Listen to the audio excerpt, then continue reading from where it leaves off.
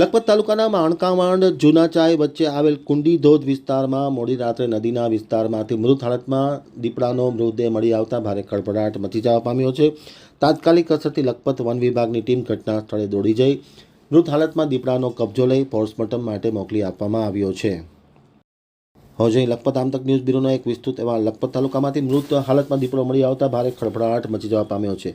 માણકાવાંડ અને જૂના ચાય વચ્ચે આવેલ કુંડી ધોધ વિસ્તારમાં નદીમાં મોડી રાત્રે એક મૃત હાલતમાં દીપડો મળી આવ્યો છે। મેઘપર ગામના રમેશ બલિયાને નદી વિસ્તારમાં મૃત દીપડો હોવાની માહિતી મળતા તેમણે વન વિભાગને જાણ કરી હતી। વન વિભાગની ટીમ તાત્કાલિક અસરથી પલવારનો વિલંબ કર્યા વગર ઘટના સ્થળે દોડી આવી હતી।